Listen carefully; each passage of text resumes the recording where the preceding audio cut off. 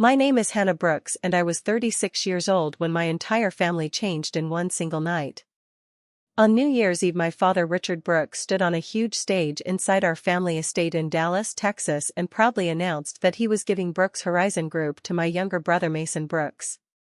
More than 150 guests clapped loudly while expensive champagne bottles were opened around the ballroom. My mother Linda smiled proudly at Mason like he had built the company with his own hands. My husband Ethan quietly held my hand under the table because he already knew what nobody else in that room knew. For almost 1.5 years I had been collecting proof against my own brother and father. At exactly midnight, while fireworks exploded outside the mansion and everyone shouted Happy New Year, I pressed one button on my phone and sent every secret file to federal investigators. That one click destroyed the fake image my family had protected for years. The truth is, I spent most of my life working harder than anyone inside Brooks Horizon Group. My father started the company many years ago with only one truck and a tiny warehouse in Houston. By the time I finished business school, the company had become one of the biggest transport and supply businesses in Texas. I joined the company when I was 27 years old. I worked day and night fixing financial problems, helping employees, protecting salaries, and saving contracts when the business nearly collapsed during a major debt crisis. I rebuilt the company's financial system from zero while my younger brother Mason enjoyed luxury offices, business trips, and company credit cards without real responsibility. Every time the company succeeded, my father praised Mason publicly while ignoring my work completely.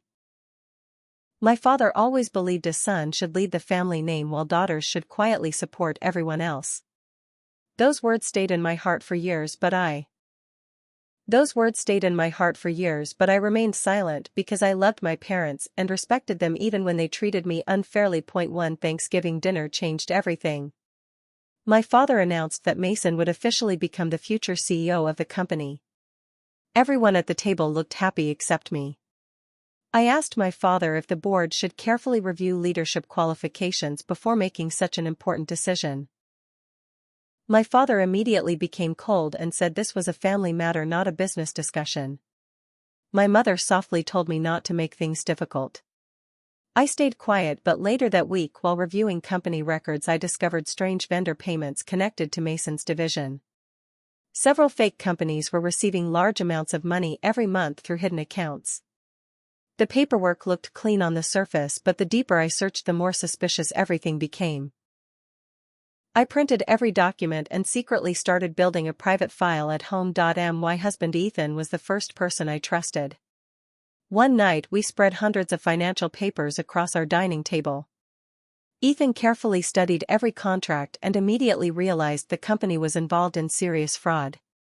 The fake vendors had no real offices, no employees, and no actual services.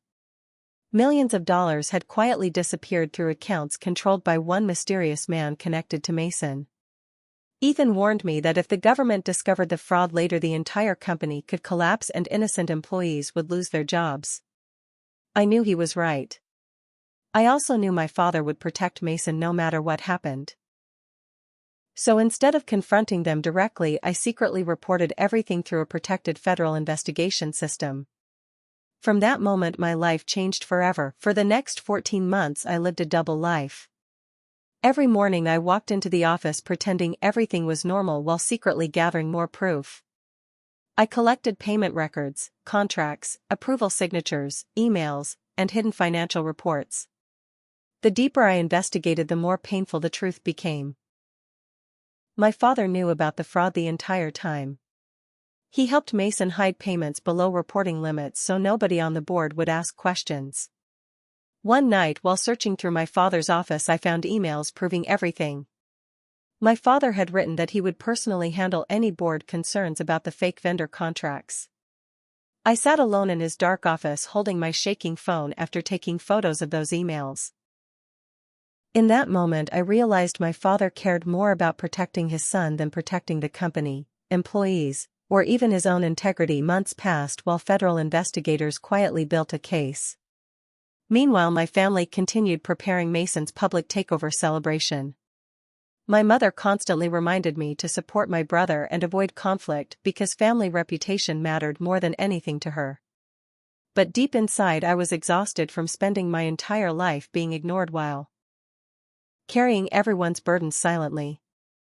I still respected my parents because they raised me and sacrificed for our future, but respect does not mean accepting injustice forever.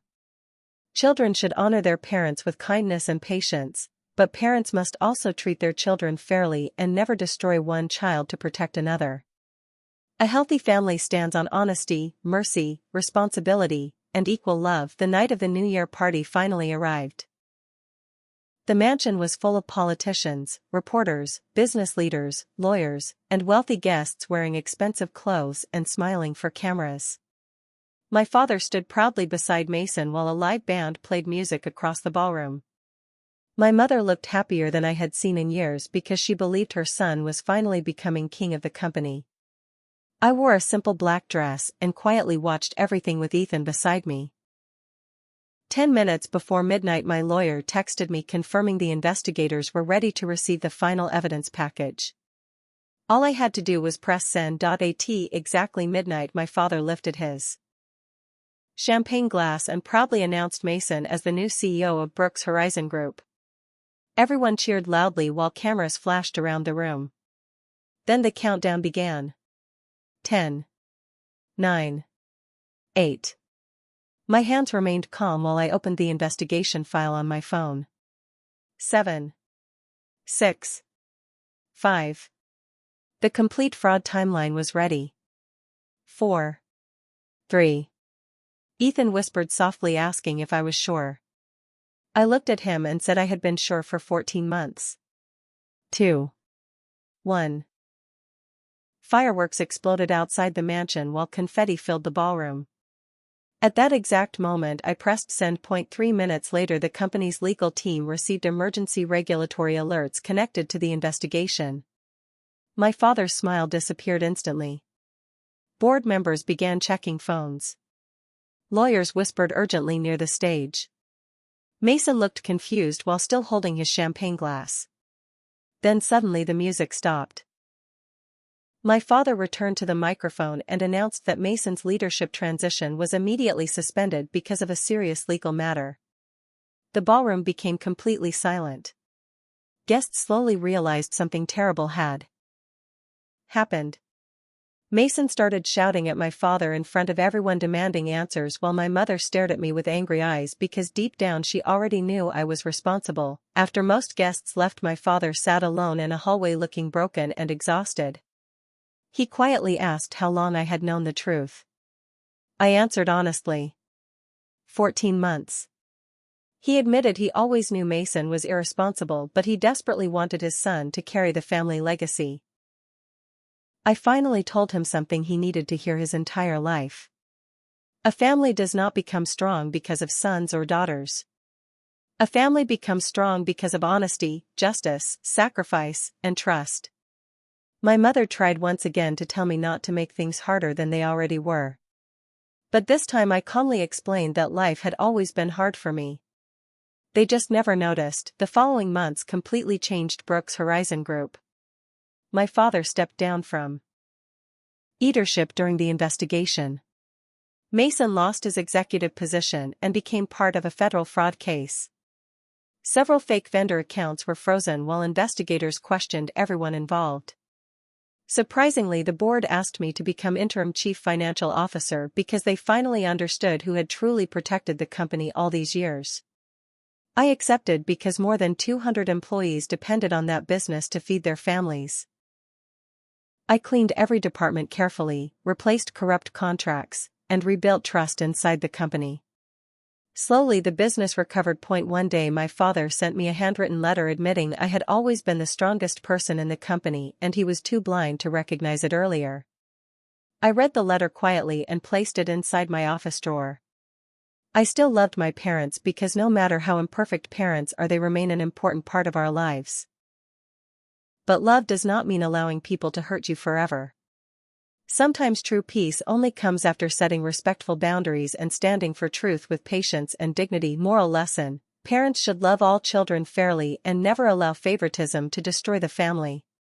Sons and daughters both deserve respect, trust, and equal opportunities. Children should still speak kindly to parents even during pain because good character matters more than revenge. Real success is not money, titles, or public applause. Real success is honesty, justice, responsibility, and protecting innocent people from harm. Advice: never stay silent when wrongdoing hurts innocent people, but also never lose your manners, patience, or humanity during conflict. Respect your parents, help your family, and protect your dignity at the same time. Truth may stay hidden for a long time, but eventually it always finds a voice. This is a fictional drama story created only for entertainment and moral learning purposes.